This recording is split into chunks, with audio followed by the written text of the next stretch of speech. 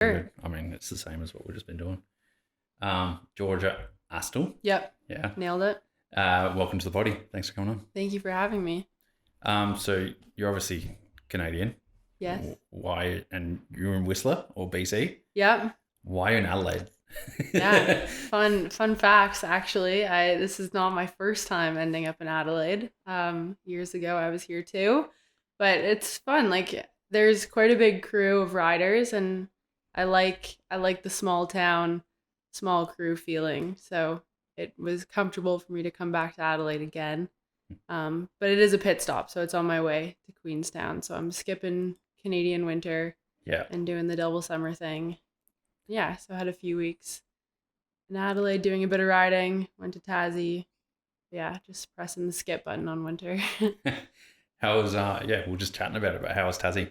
So fun. Yeah, I'd been to Derby before years ago for an EWS. Oh yeah. So then this is my first, that was before Maydena even existed actually. So yeah, finally made it to Maydena and it was amazing. You love the atmosphere and everything down there? Yeah, and I mean, normally I'm more, if I'm in a bike park, I'm all about hitting jumps or I have my downhill bike. So this is a different experience, full shuttle park, trail bike, and I was loving the tech. Yeah. I think we lucked out for weather as well. Rain before and then it was clear after. So yeah, I had a ton of fun on the trail bike. Is it that much? So Whistler, you're on your downhill bike all the time? Yeah, if I'm in the park, I'm on my downhill bike. Unless well, that's the thing. You don't really do that many rides where you connect the park to other trails. Yeah, okay. But if I'm ever doing that or if I'm on the creekside end, trail bikes. Yeah, okay. But for the most part, if I'm in the park, I'm just cruising beefy tech or jumps. And my downhill bike is set up for jumps. Yeah, okay. Yeah, it's super stiff, full 27.5. Yeah, right. Yeah. And then you're heading to Queenstown. Yeah. Seems like everyone's going there these days. Yeah, totally. I mean, it's a good spot and kind of the same thing. I like the small town, big crew feeling that these places have. And yeah, Queenstown has a really good crew. Well, it seems like everyone's down there. Like Pivot Boys go there every year now. I think Laurie Greenland and stuff head down there. Like everyone's just chilling. Yeah, it's a good place to post up. And same thing, like you don't really need a car there. That's why I feel so incredibly spoiled to have grown up in Whistler and then call Queenstown my little like second place that I go, because you don't really need a car and you can bike any trail you want to get to essentially. Like there's good riding from the doorstep. And same thing, if I'm going to ride my downhill bike in the park, I can roll down from my place in Queenstown, get to the gondola. Yeah, it's not bad. That's not bad. No. It's a tough life. Life, I know. We were just joking though, like it's every day's a holiday, but it's also every day's training, right? For some athletes. Yeah, and that is something that I have to remember. Like I have this constant level of maybe acknowledgement that every day is a work day. So on the weekends, I get caught up and sometimes I'm maybe chilling too hard and then I'm like, no, like, yeah, let's go for a ride and this is actually my work. Like this is sweet, but also it's crazy how you forget about it sometimes. And then you look at the big picture and you're like, oh, I need to train more or 7 days a week or 5 days a week, whatever, on my bike. It's all good. Does it ever get the other way where you've so G'd up on riding and training and working out and stuff that you got to chill? Or is it?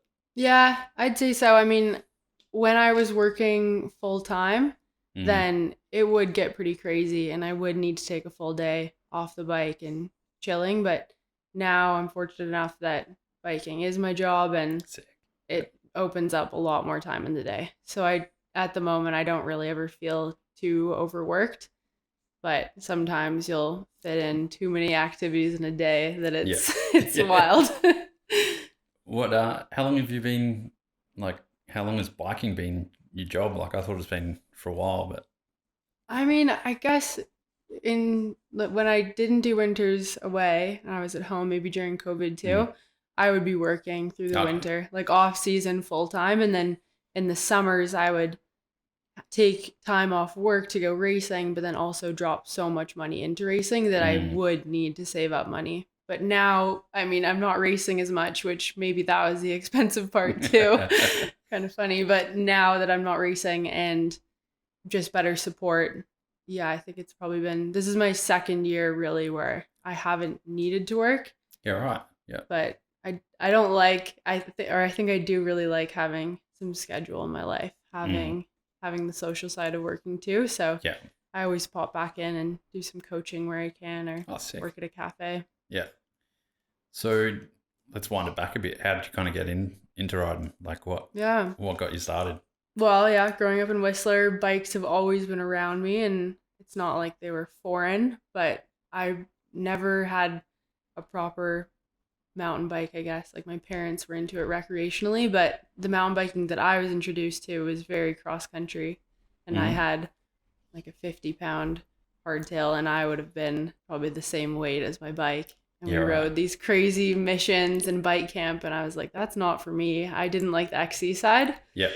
Being 11 and with these other kids that maybe that's what they did with their family. And then years later, my high school mountain bike team, I mean, it was another after school sport that I got to skip school. So of course I said yes. Yeah. You sign up for everything you can in school. And then we did cross country races once a week. I borrowed my mom's bike, ended up really liking, like there was a few in North Van that we went to. Yeah. Okay. And they were more enduro style. So they're like half of the, like it was an XC race, but half of it was the climb. And then the second half was just the downhill. And turns out that I was quite good at the descending. And like all the girls would pass me on the way up, and then on the way down I would pass all of them, and I would end up winning the cross country races, which my coaches thought was hilarious because like I hated climbing. Yeah. But then just that's kind of at the same time the enduro started. So I started really, really grassroots, and then signed up for a few enduros, did really well in those as a 16-year-old on my mom's bike against the older women. I was like winning some stages, and then a few local shops started noticing and were like, you should probably do this. Like threw me some grassroots sponsors. I had my own first new bike, which was the Juliana Furtado. I remember that bike was so sick. Raced the Crankworks Enduro that year, 2014. It was Crankzilla. I think we had 63 kilometers, like a ridiculous day of riding. I had full on no idea about my bike. Like, I was just the kid that would rock up and go. And a lot of crashes, a lot of flat tires that day, but I was so hooked. So you would have been one of the first kind of people to go straight into enduro, pretty much. Maybe. Yeah. Because enduro at that point was very much like people had an XC background or a downhill background. Yeah. But I was so fresh into it that enduro was actually my first style of racing that I did. That same summer, though, I signed up for a few downhill races. I got an X-Rental downhill bike. Sick. Because I was in the park. I was so hooked on. Yeah. That would have been my first time riding bike park as well. And I was sick. You're kidding. I lived here and I never rode this. What? So you weren't riding bike park. You just did XC loops, and then the bike park's chilling over there. And totally. Yeah. Like I had this, I guess my very first bike that I bought was Top Fuel, like a 120 XC bike. Sick. And I remember doing laps of Hey Bud. And Hey Bud, I was clipped in within my first few months of riding because I jumped into XC racing. Yeah. So I'm clipped in. My seat doesn't go. Like it doesn't drop because those seat tubes were crazy. They stuck up really high. And I went over the bars so many times. No knee pads, of course. I was probably in spandex. Yeah, full XC with it. Full XC. And I remember just being like, this is what I want to do. But even then, like I had no idea that it would be easier if I had real tires. If I had like, suspension any suspension that worked. I was like, this is so sick. That's the best. I love that kind of style of just like attacking it and seeing what happens type of thing. Oh yeah. And it's cool because there are still a lot of kids like that. Just the weapons that don't know what they're doing and are just so like just the raw like love for it.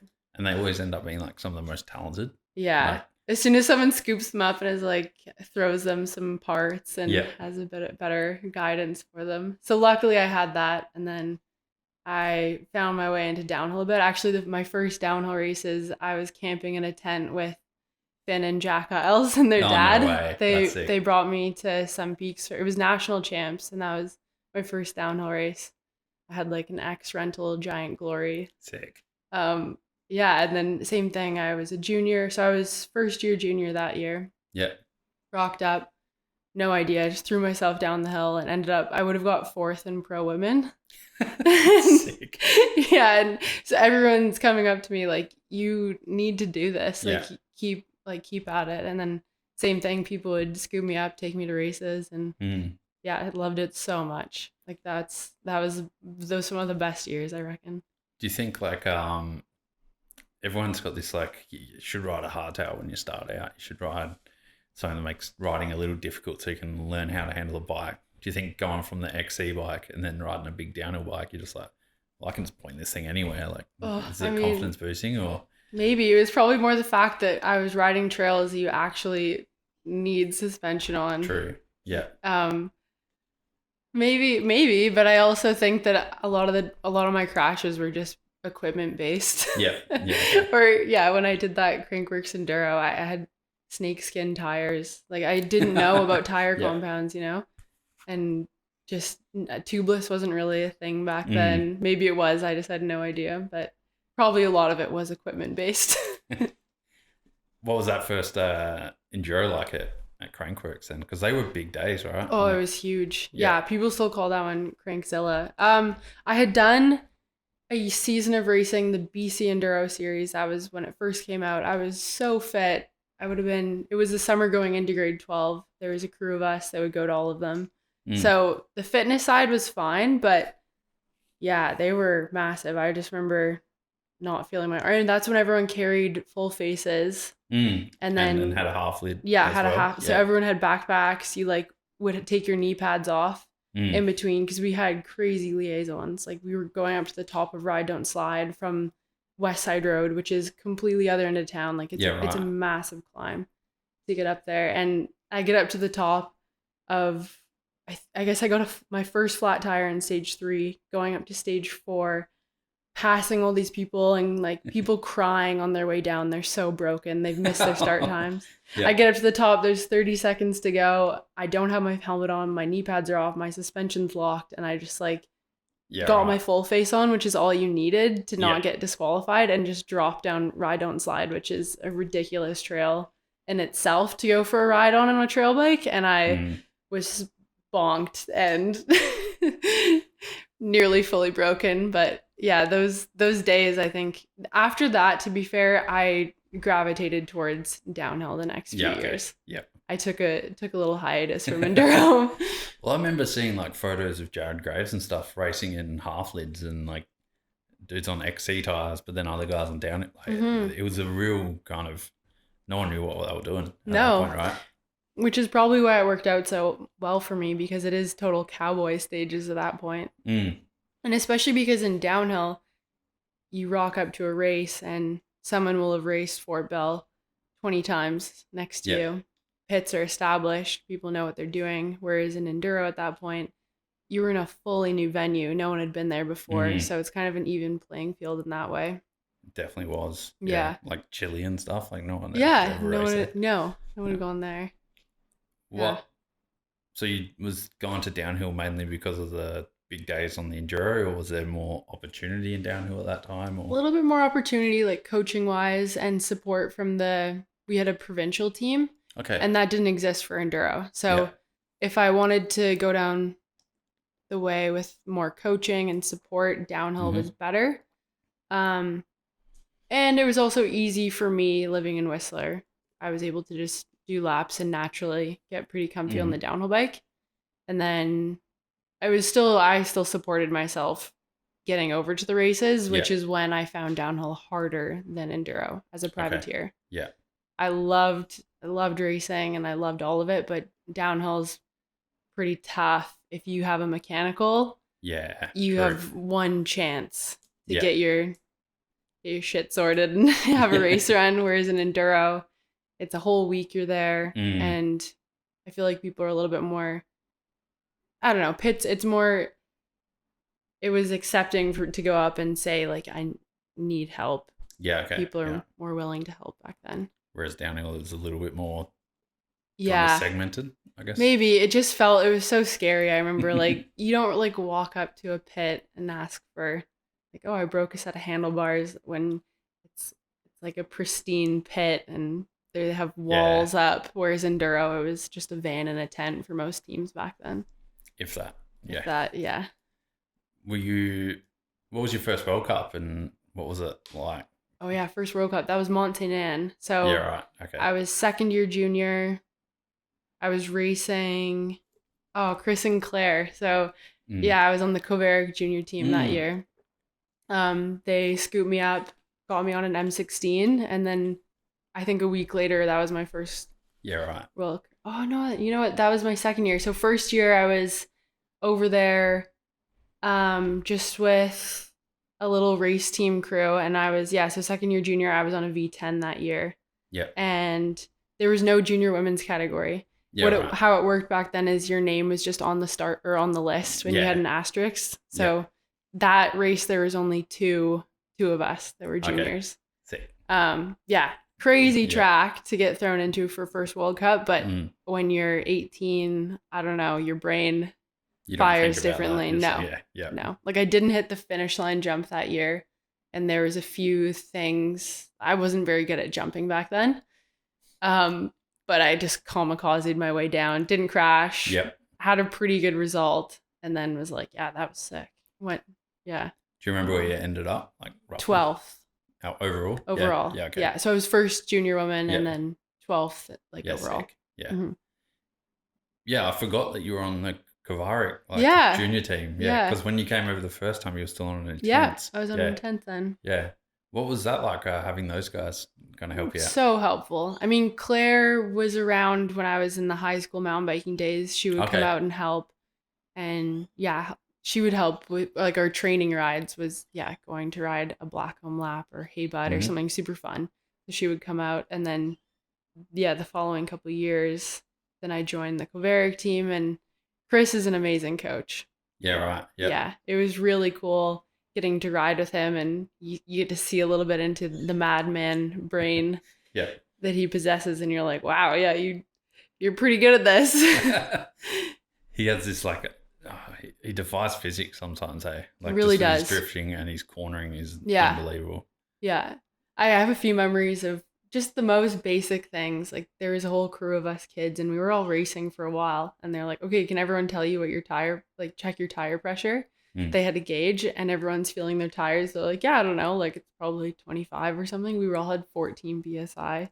Yeah. Our Right. tires, like we knew nothing. Yeah. We knew nothing, just the basics. And then going from that to racing World Cups in the same year, like it blows my mind thinking about how now I won't go for a ride unless I know what my PSI everything is. yeah.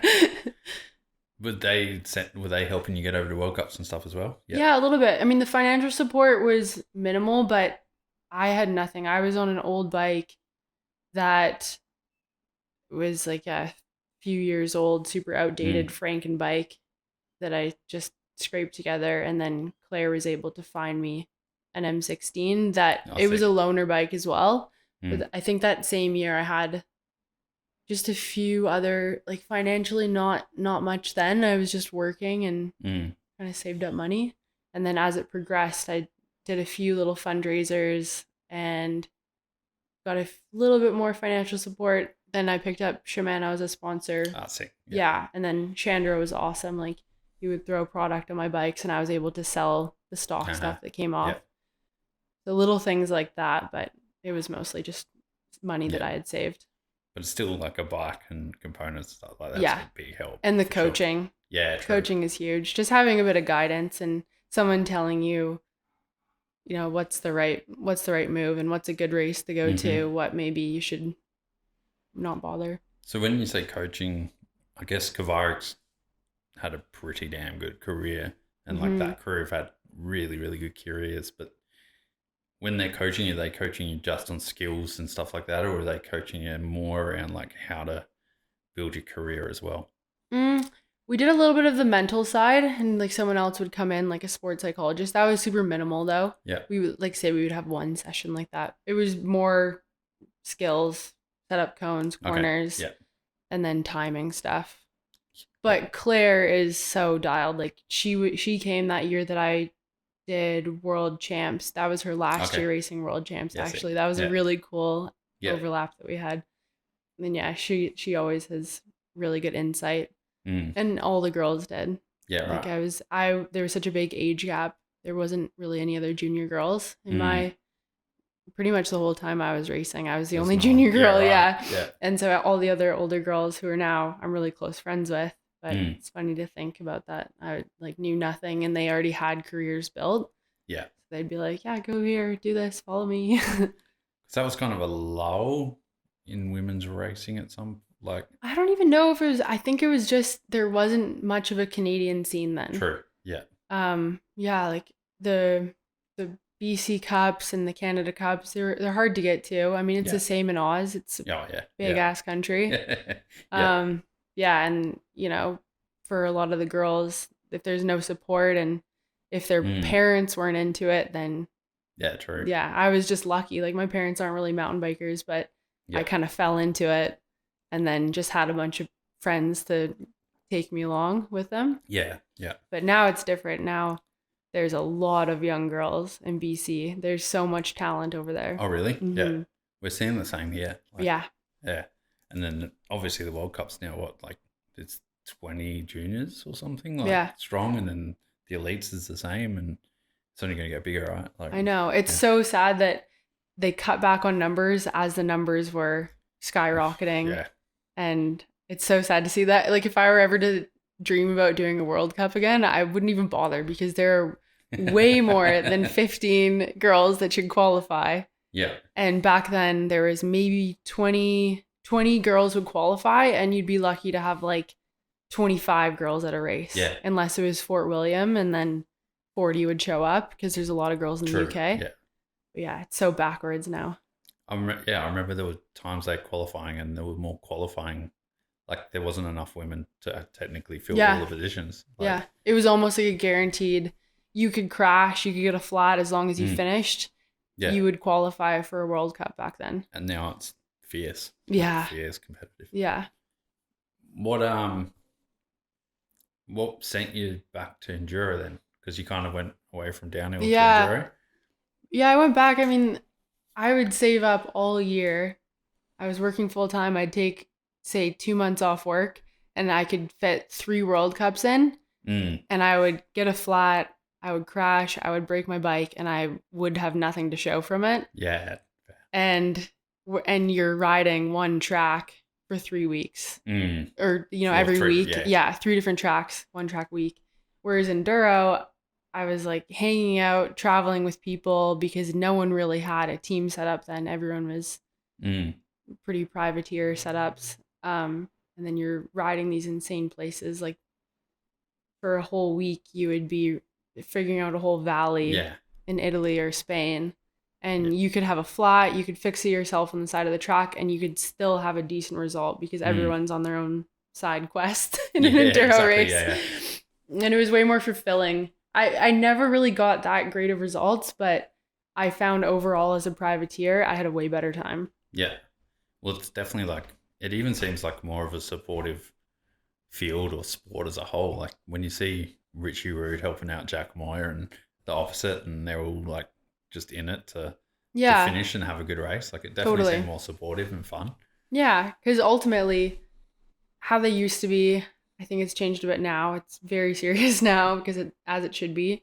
But back then it was just a big day on your bike with a bunch of friends. Like say the 10 people around your start time, you're all riding the liaisons together. And if someone's not there, like the girl who's starting in front of you or behind you, you notice and you're like, oh, what's up with her? Like something's happened. And you want to get them up there because you start the day with them. You want to finish with them. Well, I remember there was a story of like Katie Winton having an issue. Yeah. And then someone pushed her, like Frenchie that kept winning everything. Cecile. Yeah, that's it. Yeah. Right now. And like same thing. Yeah. She like had dropped her cheek pads that day. Someone picked them up. And yeah, I mean, people notice because you're riding them with them for nearly 8 hours during the day. It's, those old school days, it's only like, 5-10 years ago now, but like they were huge days. Massive. I know I've said it before, but it was almost too much at some point, right? Like Yeah, there and there was was the era of the multi-days as well. like the 2 day epics. Mm-hmm. Yeah. Did you do any of the 2 day stuff? Yep. Yeah. Yeah, a few in finale and Ainsa I raced. I guess like most I raced way more enduro than I did downhill when Yeah. I think back, and yeah, I had almost every era because I Mm. raced that Whistler one, which is a mega 1 day, and Yeah. then they went back to 2 days. I raced those, and then yeah, I Have raced a few last year too. oh, so yeah, you roast because they're getting shorter, right? Like they're almost getting multi-stage downhill race Yeah, style thing. they are, but then the tracks don't really reflect Yeah. that. Okay. I Yeah. mean, maybe I just got a little bit more. I wasn't as into the less gravity stages. They Mm. got a little bit janky, but then they weren't epics anymore, you Yeah. know? Okay. Yeah. More gondola, Mm. more weird riding to get to the tracks, but the tracks weren't necessarily more downhilly. Okay. Yeah. Because there was like I saw one of them had like a 1 minute and a half sprint in it, like uphill Oh, sprint yeah. last year, and yeah, Oh, yeah. I think Latwil has that's that. the one. Yeah. Yeah. Oh, I Yeah. remember that. What is so you're kind of transitioned out of that now, like out of the Yeah. enduro side? Yeah, it's been a really it's been a really good transition for myself and Da Vinci, who I'm still riding for. I've been with them. This will be my sixth season, and it Mm. started off. I had stopped racing for 2 years, went back in, raced downhill, did really well at a Crankworks, Mm-hmm. and they were like, "Hey, we want to help you, grassroots." Yeah. And then I had my whole career with them. Like I raced enduro with them. They supported me as a privateer, got on the team, like the co-factory, and then moved my way up. So then I Mm-hmm. raced on the factory team for 2 years enduro. Yeah. And then they were like, "Hey, we're moving into freeride." Perfect. Sick. So am I. Because they don't have an enduro team this year. No, Yeah. Right. no, pulled out of that. It's so hard for the North American brands. Like I totally understand. It's a shame because the Spartan, the Mm. newer enduro bike that they made, is such a sick race bike. They look really good. Yeah. And I love it as my trail bike, but I'm like, man, this thing just wants to Yeah. go fast. Like Yeah, it sick. pains me that they don't have an enduro team for that, but that's not the reason why. I mean, yeah, you make sick bikes to make sick bikes, but Mm. for North American brands, and same with over here in Oz, like you don't see a return. Nah. Well, It's considering really hard. all the races are in Europe next year, Exactly. there's no real benefit maybe for someone. No. And even my deal last year and the year before was meant to be that I would race all the North American rounds. Mm. And then they didn't really have like they had two last year. Yeah, that weren't that good. Yeah. And it just got weird, and then we came in agreement that there was more return Mm. for everyone if I went into these kind of new school free jam things, hung out with the girls, and just authentically was having fun, because I wasn't having fun anymore racing. Yeah. Why is that? Like, just Maybe a little bit of burnout from just how hard I worked to get there, and then when I finally was there, doors didn't open up yeah. like I was hoping. Like I got good results and I worked so hard, but there just wasn't options back then. There wasn't spots on teams. And I really, really tried. I sent out so many emails. Every year I would do a new resume. Same thing, like worked my butt off, got over to Europe, and then there just wasn't options. So I spent 2 years after my best season. I was just burnt out. Yeah. Stopped racing. And then, I mean, I was still super into riding, but yeah, the love for racing just kind of dwindled. Because for a long time there, it seemed like racing was pretty much the only way a female or woman rider could go to make a career out of bike riding, right? Like, yeah, I had these little glimmers of hope, like those years that I wasn't racing World Cups. A brand called MEC, Mountain Equipment Co-op, they're a Canadian brand, like a giant outdoor store essentially. okay, yeah. And they hit me up. They started carrying bikes, and they don't support racing. Like they don't really get bike racing at all, but they just wanted a female ambassador. Yes. And I thought it was so cool that they chose me because I put that towards my racing, and then was able to do little photo shoots with them. And I was like, wow, something like that is Yeah. exactly what I want. So ever since that moment, I've been kind of reshaping everything that I go to. Like I've never focused on one discipline. I've never Yeah. focused on one race series, but I've just kind of done everything Yeah. I could, gone to new places to make it work that I could be the ultimate all around. Yeah. And yeah, so I think I've finally, like now that's exactly what I do. And I Yeah. love it. It's so good.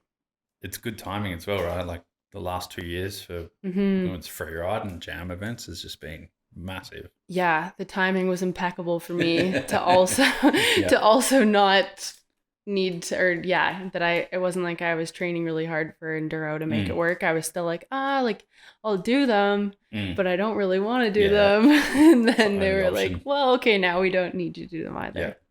Because like it was the same for Casey Brown type of thing as well. Like she was just doing that. I mean, obviously she was really good at it, but Yeah. to keep that career, and then she same time swapped to the freeride side. Yeah. Yeah.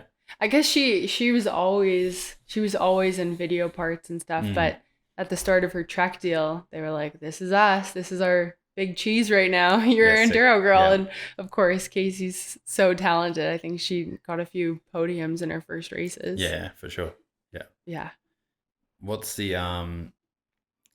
from the I guess from the outside it looks like everything's kind of booming for the women's side of freeride, like it's growing so fast. But what's it like from the inside? Is it seem like it's growing as big over the last couple of years as what it does from the outside, do you know? Yeah, I mean, everywhere you turn now, even being in Maydena, you look around and there's so many more girls, just girls on bikes. And the bottom line is, like, regardless of how the free ride thing's looking, there's just so many more girls on bikes. True. Yeah. And people on bikes after COVID. And like that's a huge thing. But it's just so normalized now. And when you have more girls on bikes and when it's normal for a little girl to want to do, like want to be a mountain biker the same as it is for a little dude, it's just that's how you create riders. And there's opportunity now. So if a little girl can look over and be like, whoa, Red Bull formation, or whoa, like Casey Brown's Dark Horse event in Revelstoke, that's how that seed gets planted. And it's not necessarily, I mean, yeah, it's there for us as well, but it's also so, so important to have that for the girls that are growing up to see it.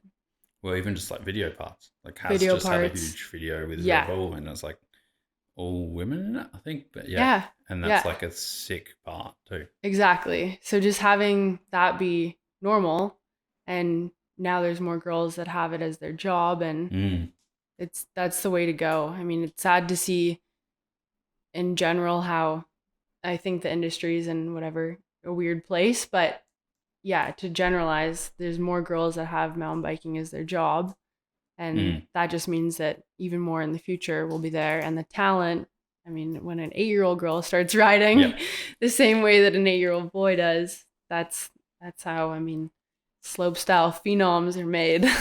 We've got a young girl here, Mika, and she is maybe 12 to 13, 14, I think, and she's throwing T-bogs and like slapping corners and stuff.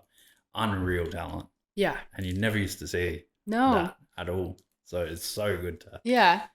And it's not like it never been there, but it's like that minute mile kind of effect, right? Like they've seen you do it, and because they've seen you do it, 2 people are able to do it, and then 3 or 4 people see those 2 people, and it just expands so quickly. Yeah. Now all these chicks are riffing. Like, yeah. And I noticed a different attitude out on the trails. Like if I'm going for a trail ride and you see a dude and his daughter, like so often the guy will be like, look, so-and-so, like this is Georgia, this is what she does for a job, and I'll catch a lap with them and it'll be so rad. Whereas before, you know, maybe the dad was riding on his own, didn't have his daughter with him, and then it's kind of this low-key like, oh, this chick shredding harder than me, like whatever. That attitude is so changed on the trails. And I mean, dads want their daughters to do this as much as they want to do it. And I love that.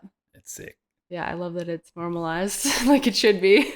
I also think it's quite funny that as it's grown, there's been less women-specific bikes and parts and stuff as well. So I was only thinking this the other day, like even 5-10 years ago, there was all these big like women-specific brands and it was kind of segmented. Yeah. Whereas now it's all the brands just make bikes. Totally. And everyone just rides. Like, Yeah. And I think that's changed the attitudes a bit maybe as Yeah. well. Yeah, I guess, yeah, there has to be a way in for girls into the sport. And maybe then before it wasn't as appealing. Mm. It was just different. It was a very like masculine dominated time in biking. Whereas now, yeah, it doesn't matter what you wear, what you ride, We do. Yeah. what you do. Everyone's like, you can all be on the same bike and it's normalized. Whereas before it was kind of like, the token girl in every group. Like, Yeah.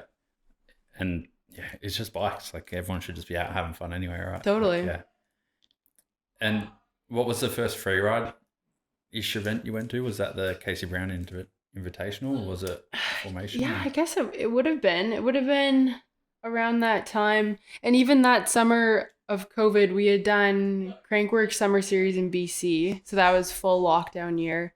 There was like 20 of us that got together and did the 3-week. It was like summer camp. Sick. And we raced, I don't know, we did Psychosis, we did all that stuff. And then afterwards is when Casey and I became really close. And so Casey, Michaela Gatto, and I did the back 40. So we cruised around. We did a little video part series, super low key, just in BC.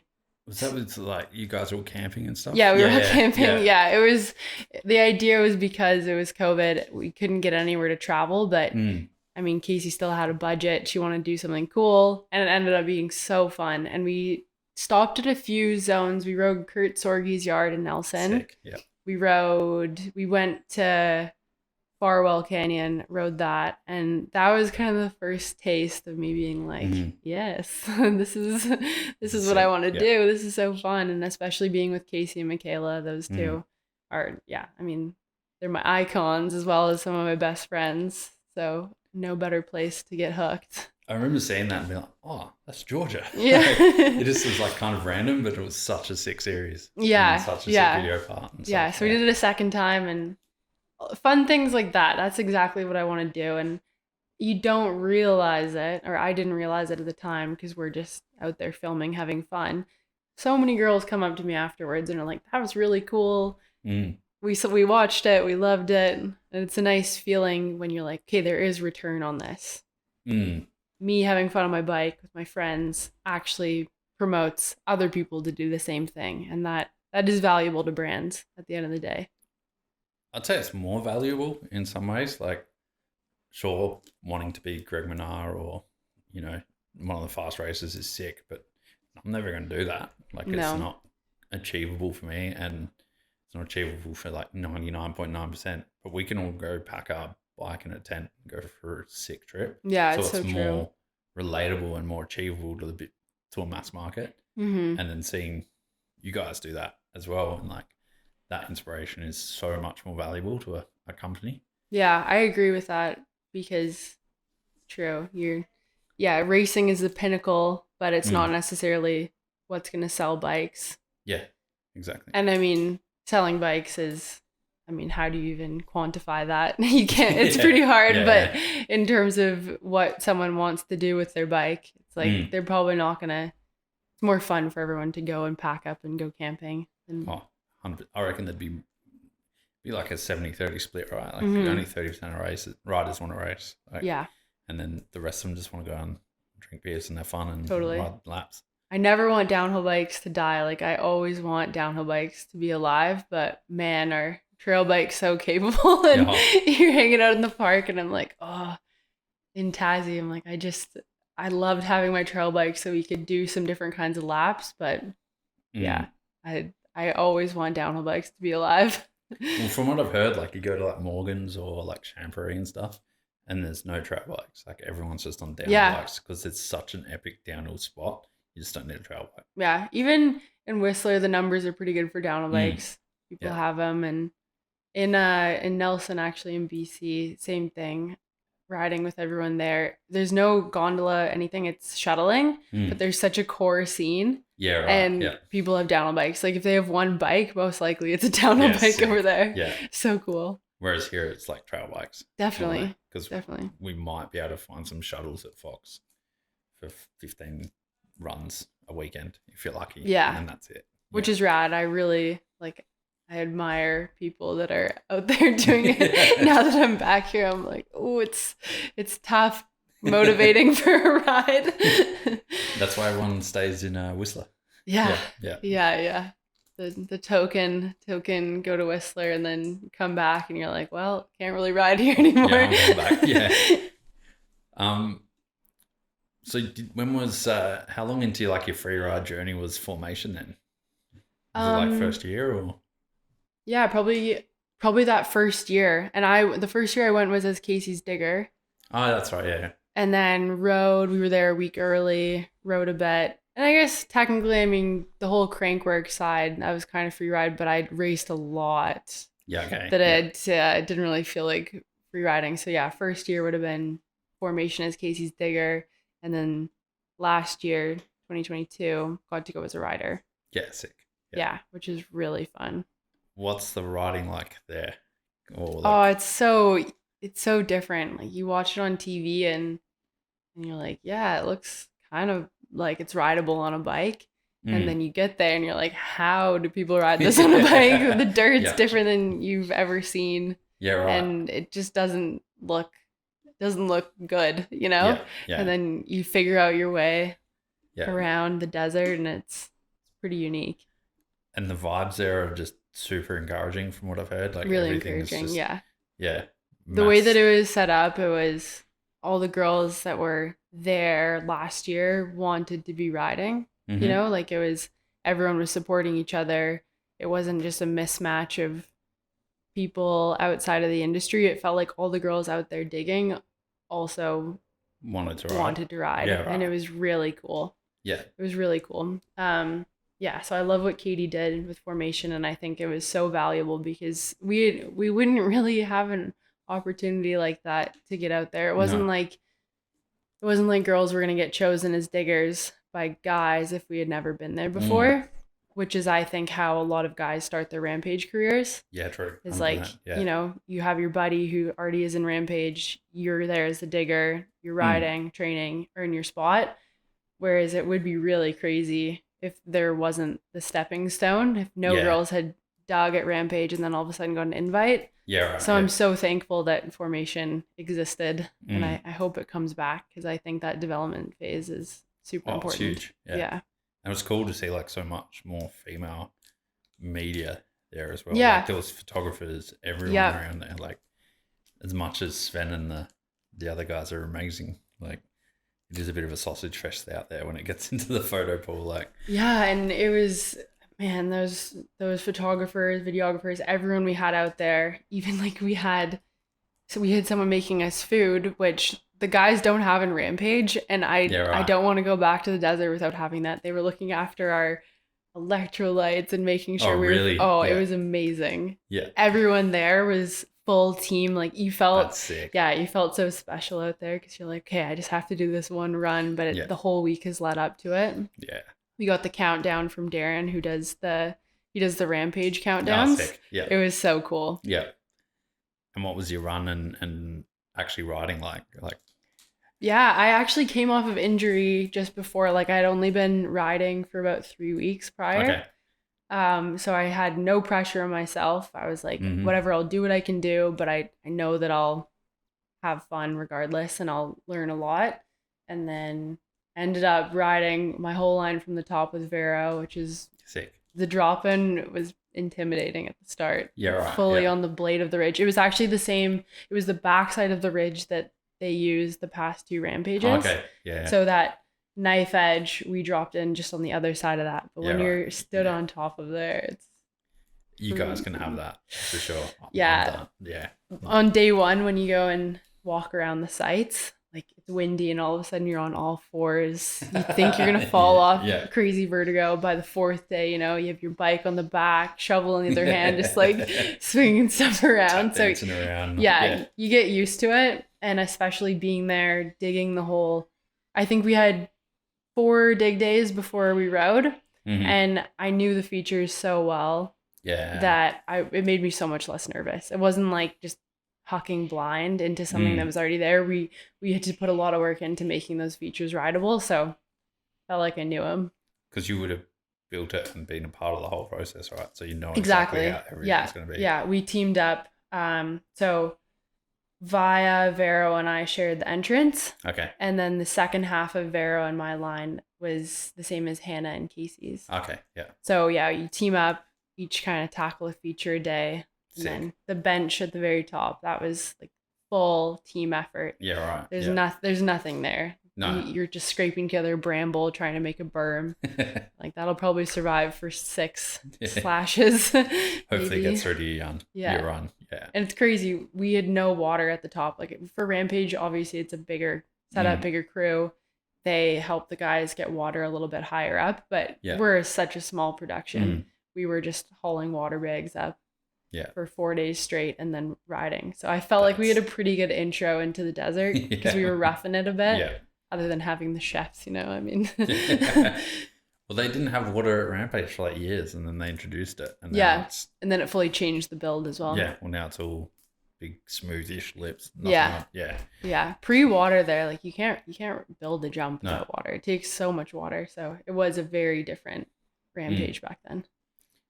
What was we saw a huge uproar this year because formation kind of got cancelled, or like how did that kind of, do you know much about that and how that kind of happened? Or yeah, I mean essentially there was chat at our formation last year.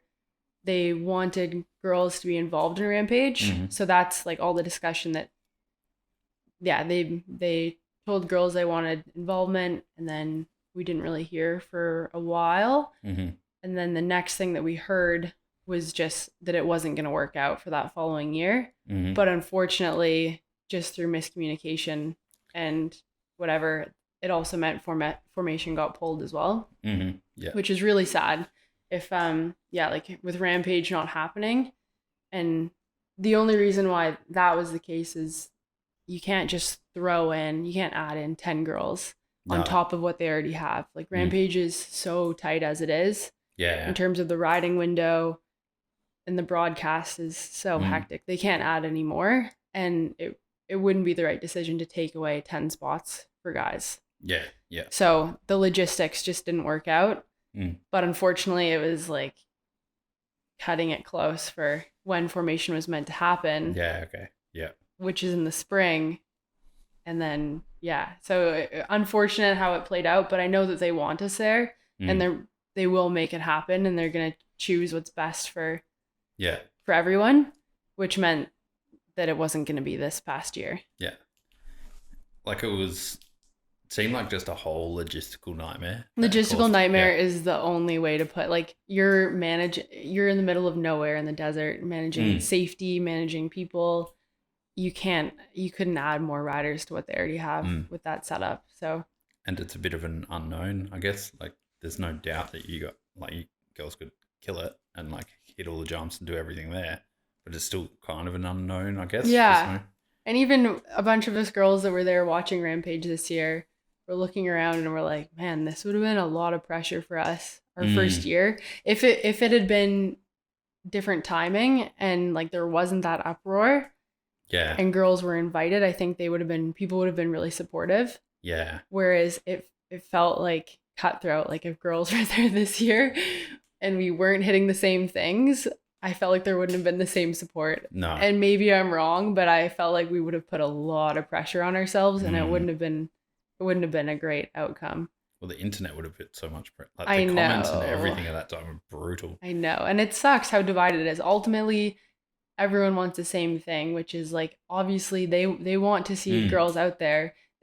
People don't want it to take away what Rampage already is. And it shouldn't, but Rampage already has to go through changes to make it work. I mean, this year was amazing, that the fact that all the riders that could got their second run. They weren't wind affected, which in events like slopestyle and Rampage, that's so hard. So hard to get that timing. Yeah.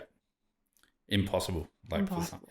Yeah. We had a local competition in Melbourne last year, and 3 of the 4 days were almost unrideable. Yeah. And just happened to get like a window for the finals day. But it was you couldn't predict anything. No, there's so many things that go against judge sports, that you're playing with the elements, that yeah, they're dealing with a lot of logistics. So I know that it's not that they don't want us there, but Yeah. the timing didn't work out this year, and it really broke my heart that we didn't have formation, because that was like the highlight of my Yeah. whole time riding bikes, I think.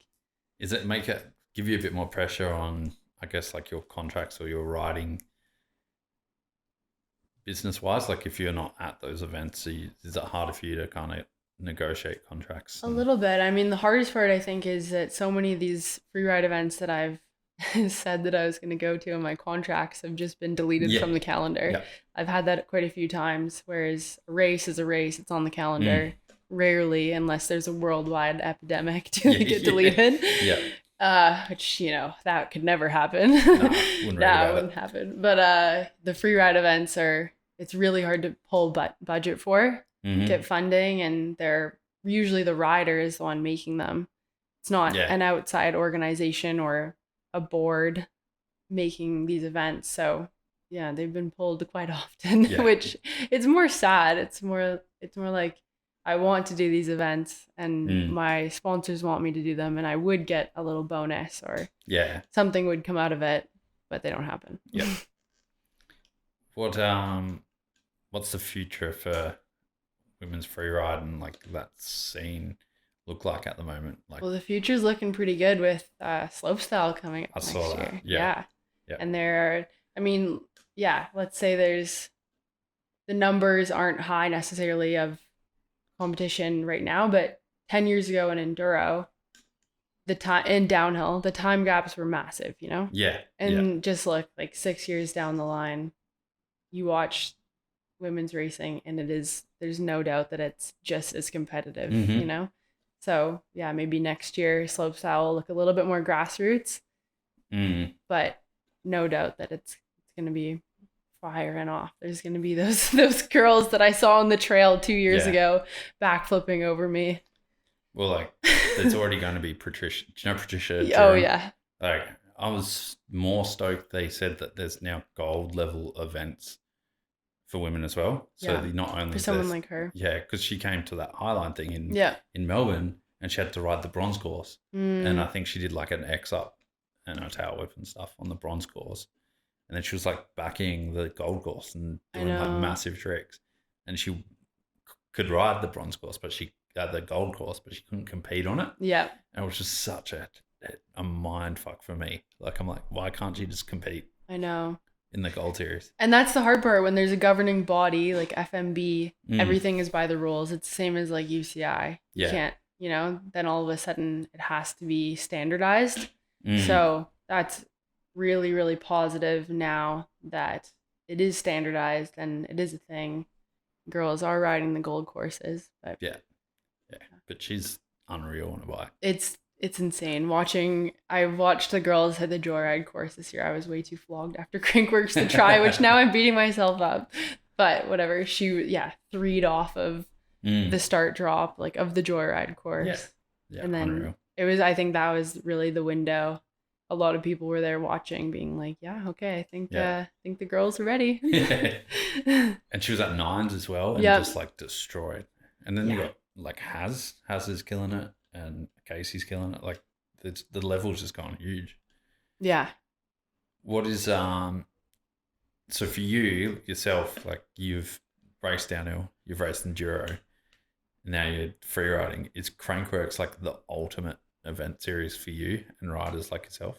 Yeah, I mean, Crankworks has a little bit of everything, but I would still say Crankworks caters more to racers. Yeah.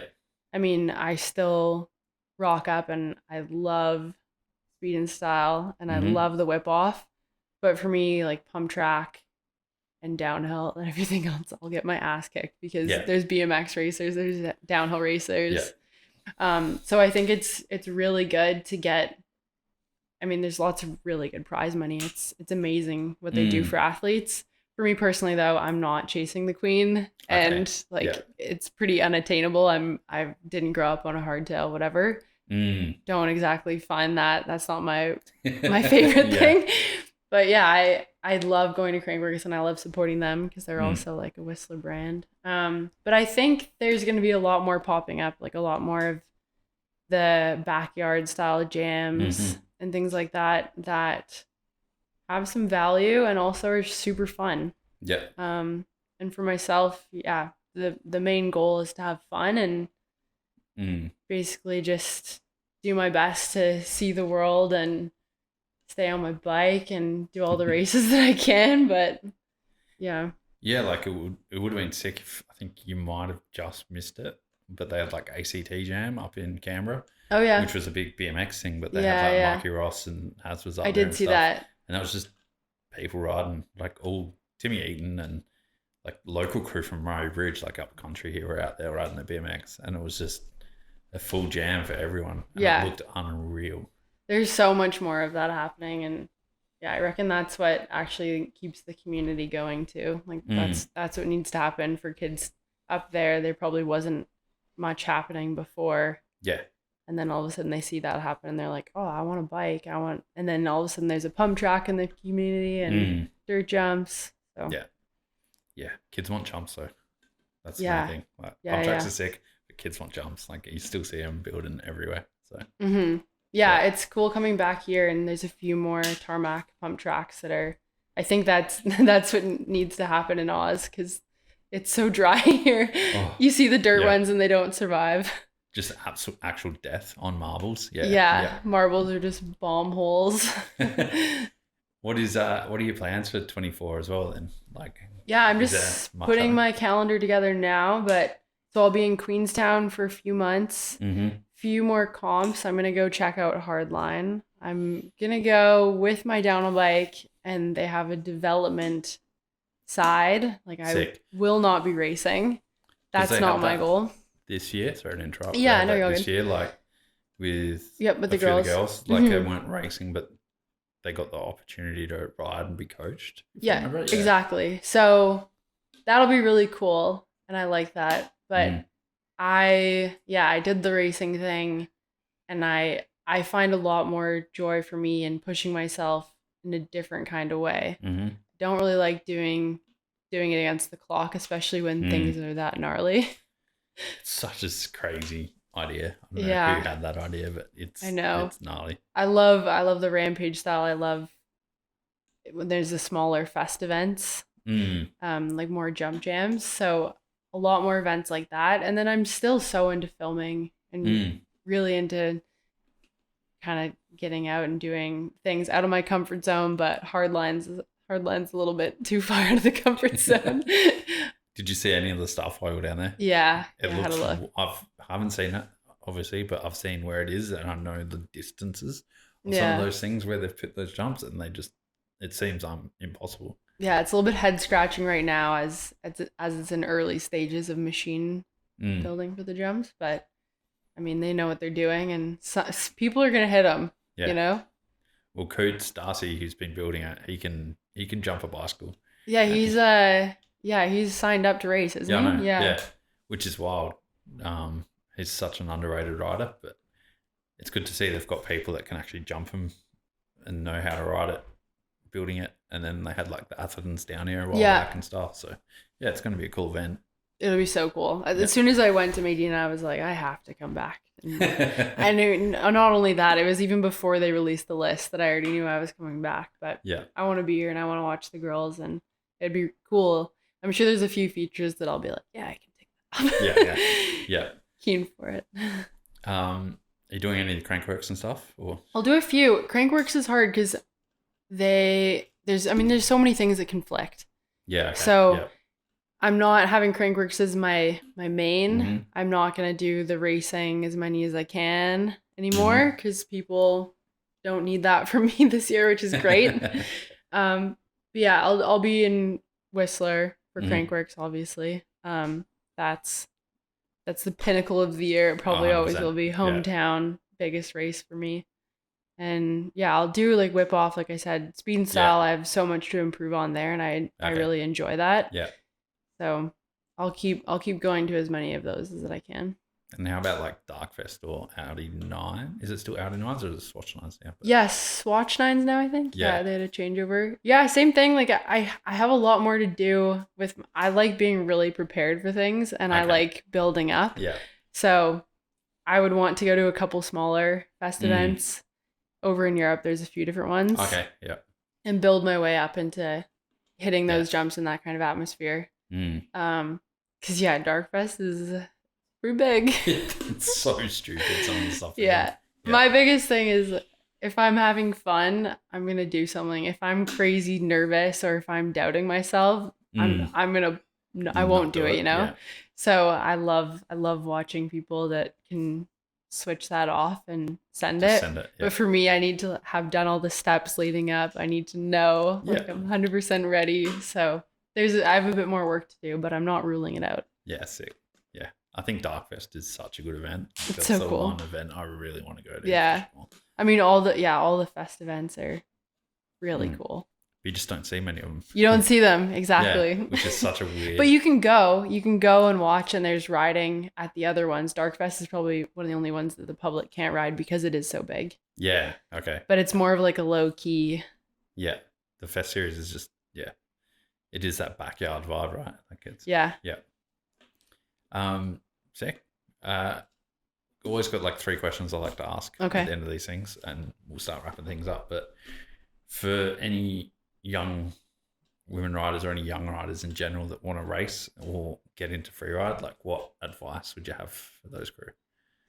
Yeah, I mean, if it's someone like myself who maybe your parents aren't the ones that are guiding you along, I'd say like reach out in the industry and find someone that can give you a hand to give you a good direction of like, what's a good step here for my riding? Where should I go? Because I mean, for me, I threw myself into the only thing that I knew what to do, which was racing, but maybe there was an easier way for me to climb the ladder. Yeah.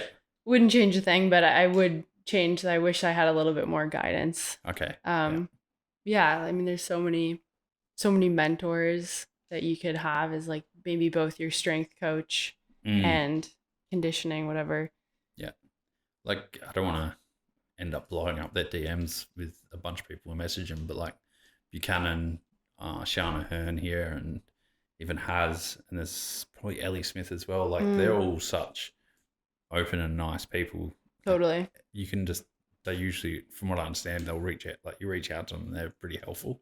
Yeah. And like, it is cool to see that within the industry. Yeah, sure. We want to help. Like I had a few girls this year message me for advice on like, how do I make a resume? And I'm like, yeah, that's not something that you, like a riding resume is different to one for your work, you know? Yeah. Like what do sponsors want to see? And yeah, I'm so open as well.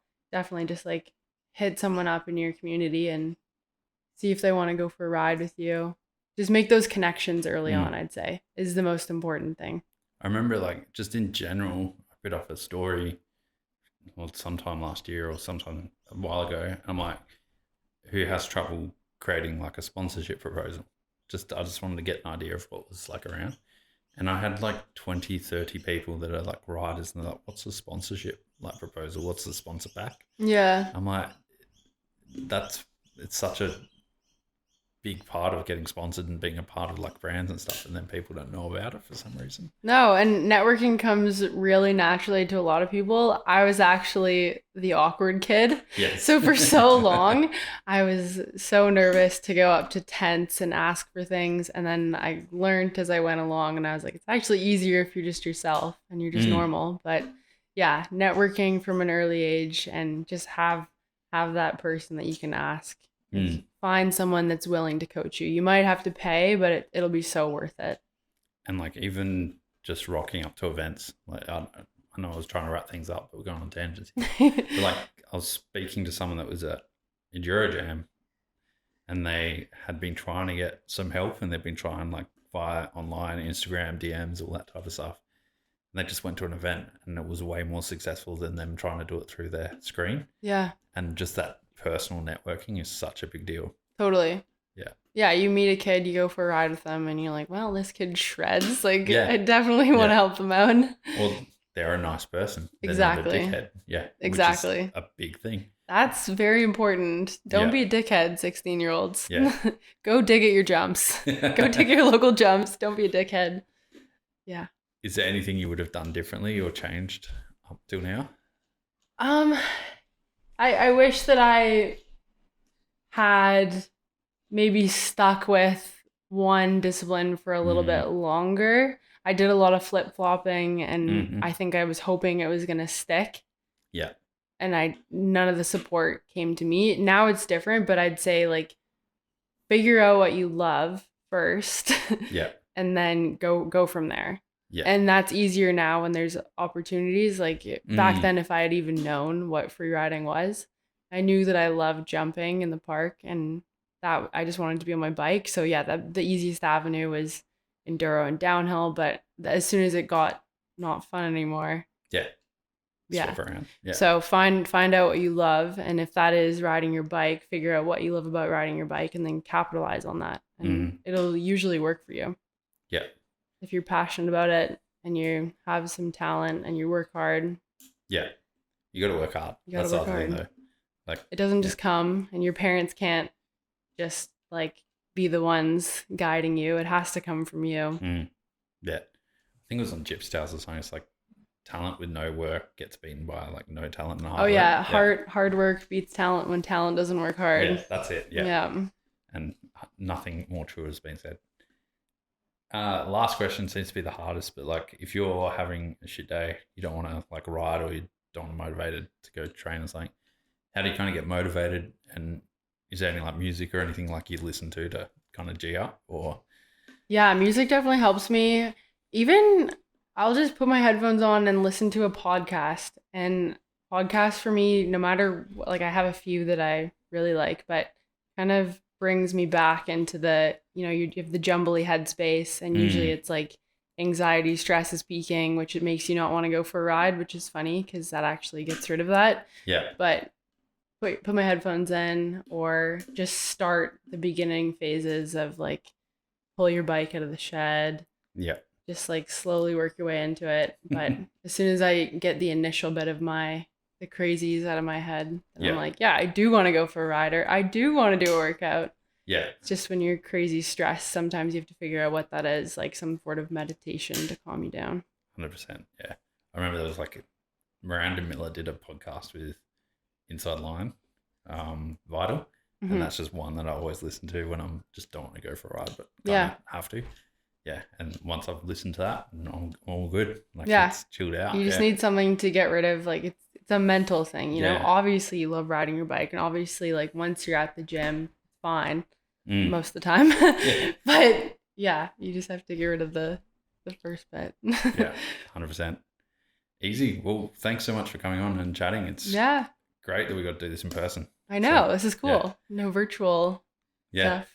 Thanks to Tommy for putting up the Instagram story, and I'm like, oh shit, that's Georgia. Yeah, in town again. Yeah.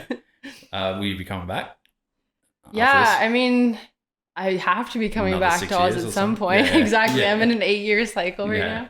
Probably. I mean, I do really like it here, and I guess there's a bit of everything in Adelaide, bit of surfing, bit of riding, but I'm not coming back unless there's, at least a couple good trail zones. Yeah, 100%. We need a riding community here.